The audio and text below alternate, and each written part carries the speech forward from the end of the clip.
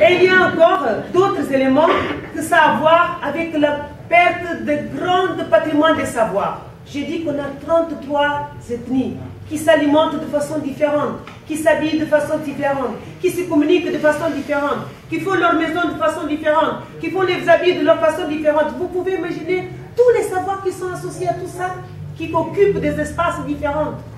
Donc ça, c'est une grande menace. Parce que c'est de ce patrimoine qu'on va se ressourcer pour avoir notre place dans un monde globalisé avec notre carte d'identité comme des Guinéens comme nous sommes. Il y a des autres éléments, comme par exemple la structuration des communautés. Je vais passer à mon collègue pour en parler, c'est le sociologue. We have more three characteristics. What is the impact?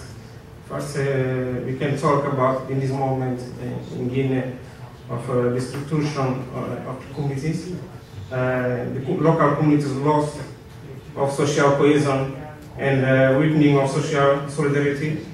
We can see the creation of growing inequalities and conflicts that undermine social cohesion and organizational capacity of peasant family in agriculture. The local economy and cultural norms that ensure the integration of the collective system of social security, and the occurrence of adverse effects of tourism, drones beginning, sex work and drug trafficking. In local communities, we can constate less production and more imports, decreases peasant agricultural producing, and increase in import of food touched of dubious quality, expropriation of loss of control of territories that have a crucial role in the communities in terms of production, economic and social cultural decrease the level of local self-sufficiency by increased levels of dependence on operators regarding food. Import of foods or first necessity is the responsibility of the operators. The corruption, the conflict chain, the insecurity, we constate increased corruption, conflicts over access to land and resource, the food insecurity and increased cultural erosion. Nous allons maintenant présenter, Miguel va commencer. Tu fais un bon exercice pour ton anglais. C'est comme ça que j'ai appris le français, elle nous parle très mal. Donc les résistants. Non, les résistants, c'est les alternatives. À la privatisation. C'est pas un truc marrant, mais par contre, quand on parlait comme c'était très amusant, alors c'est pas du tout amusant. C'est après. Donc, on va parler un peu par rapport à ces trois cas. Les résistances et alternatives à la privatisation des biens communs. Le premier cas concerne l'expérience de CAFO, la Fédération paysanne CAFO, que Miguel va en parler. Peasant Federation organizes and puts into excessive logging in the region north of Guinea. The truth community surveillance brigades were seized the equipment of Chinas who were using in community forest. Were banned transportation of timber fiber living properties in community.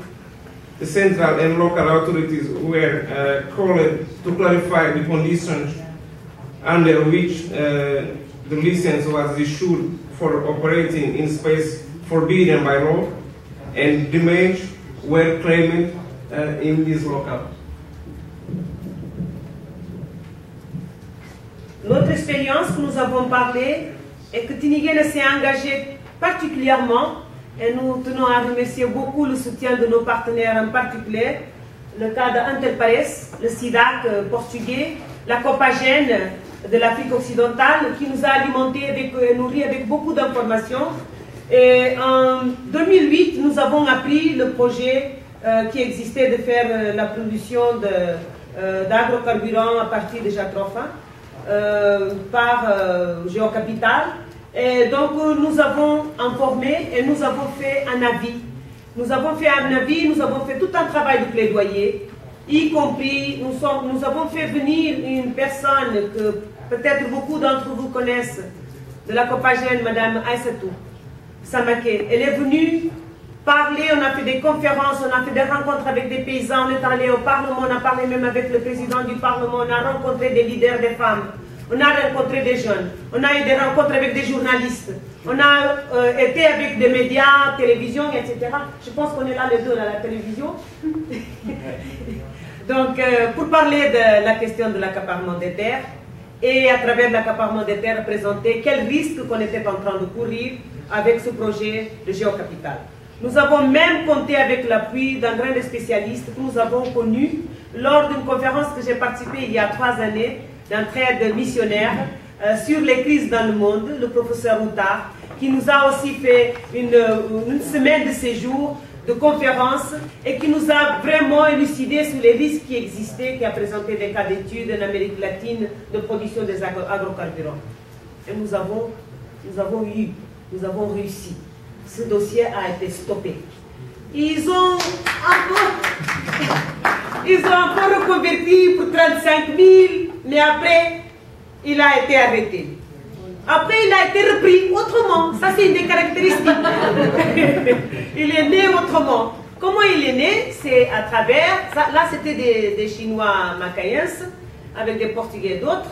Là, maintenant, c'était avec des Brésiliens, des Indiens, l'Afrique du Sud, qui étaient dans une coalition avec une organisation très réputée. C'est la Fondation Getúlio Vargas. C'est une grande fondation qui veut faire le transfert de technologie. Le transfert de technologie, et donc tout le monde, oui, on en a besoin. Quelqu'un a parlé ici de transfert de technologie, mais il faut savoir quelle technologie quand même. C'était la technologie pour finir avec notre plus grande richesse, que c'est la biodiversité. Peut-être cette technologie ne nous intéresse pas. Ce n'est pas vraiment là. Et donc, ce projet est apparu de nouveau pour produire l'agrocarburant, mais maintenant à travers l'exploitation des palmeraies, alors que les palmeraies, en Guinée-Bissau, peut-être je vais être un peu chauviniste, mais je dois dire qu'on a des meilleures huiles de palme du monde. Si on va commencer à changer ces palmeraies, parce que la quantité d'huile c'est très petite, mais la qualité elle est énorme. On l'utilise pour améliorer la variété de l'huile de palme qu'on fait dans la sous-région, y compris au Sénégal, Burkina Faso, etc., etc. Et donc pour améliorer la qualité, c'est comme quand vous avez un très bon huile d'olive et après on va améliorer les autres qui sont moins bonnes en essayant un peu de les mélanger. C'est ça qui se passe avec notre huile de palme. Donc c'est une variété qui est de très bonne qualité. Donc c'est pour essayer d'utiliser... j'ai 5 minutes. Waouh. Donc je dis que ça va. Donc nous sommes en train de nous battre. Mais c'est une des choses que, si je peux dire, c'est un peu davantage de situation de crise qu'on a, parce qu'avec la crise, ce dossier aussi est devenu... On dit que les Irans qui nous protègent un peu, donc il y a un peu, maintenant les investisseurs, ils ne vont pas en Guinée-Bissau, tout le monde est en train de bloquer la Guinée-Bissau, et ils se bloquent à eux-mêmes, Dieu merci. Donc, pour dire que nous avons... en même temps gagner de l'expérience, comment monter un dossier de plaidoyer efficace et comment c'est vraiment important de travailler en alliance et en synergie. Nous avons aussi d'autres alternatives et résistances que nous faisons par rapport au tourisme dans l'archipel de Bijagor. Je vais passer Miguel. This image is of National Park Orango in Bijagor. Orango Park is a model ecotourism based in natural values of the site, and the service is managed by local communities. The Orango Park Hotel experience is an example of relatively successful tourism with the protection requirements, environmental development of local population and a code of the conduct in the protected area. Tourism is not managed by a promoter, but by organizations specifically dedicated to environmental conservation and community development. But into the practice, the principles of ecotourism, All workers are local is youth. The employees were trained in different professions. The salary they practice are 2 to 4 times higher than those charged in the region. The expected benefits are generated by local, reinvested in local social projects, renovation of the staffing of the health centers, community radio, in particular to promote the relationship between the population and rare spaces.